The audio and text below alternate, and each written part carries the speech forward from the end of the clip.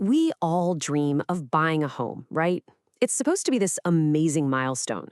But what happens when that dream turns into an absolute financial nightmare, all because of a few misleading words?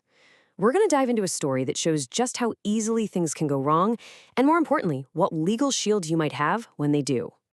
So let's meet Christina. She's buying a house, which is exciting enough, but get this, she's buying it from her uncle.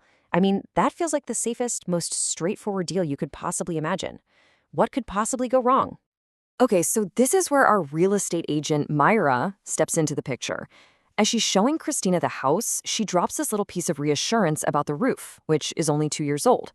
She says, and I quote, "The roofer only uses top-of-the-line material, so the roof should last a very long time."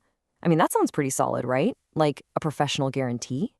So, trusting her agent and, hey, her uncle, Christina does what a lot of people might do in that situation. She skips the home inspection. But then, the first rain comes, and it's not just a little drip. It's a disaster. That top-of-the-line roof has a massive leak, and it's so bad it's revealed rotten decking underneath. The repair bill? A jaw-dropping $10,000. Okay, this is that moment every homebuyer has nightmares about. You were told one thing, but reality just handed you a very expensive, very different story. So what do? Does Christina just have to suck it up and pay that 10 grand?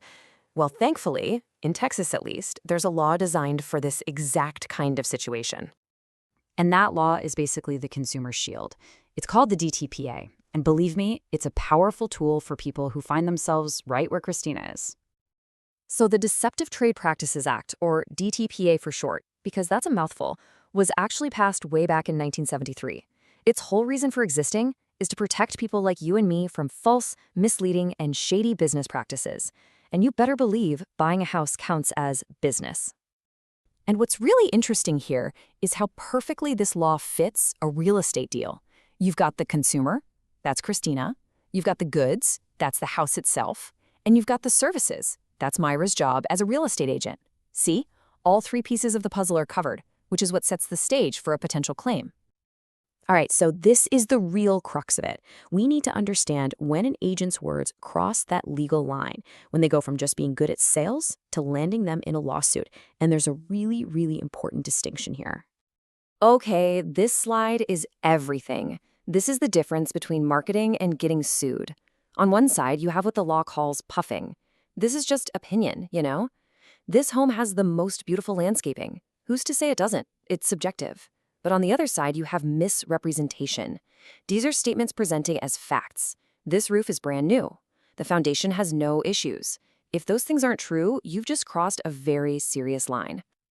And this brings us right back to Christina's case. See, Myra didn't just say the roof looked nice. She made a very specific claim about its quality, top-of-the-line material. That's not puffing. That's a misrepresentation of a specific quality. And here's the other key legal term. It was the producing cause of her loss. In plain English, that just means it was a huge factor that convinced Christina to skip the inspection, which directly led to her getting hit with that $10,000 repair bill. Myra's mistake is just one way you can get into hot water with the DTPA. I mean, the law has a whole list, over 30 different violations, but here are some of the big ones you see in real estate.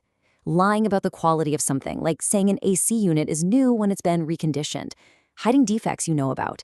Making bogus claims about price reductions, or even just lying about your own authority as an agent. So now that we know what the violations look like, let's talk about the consequences.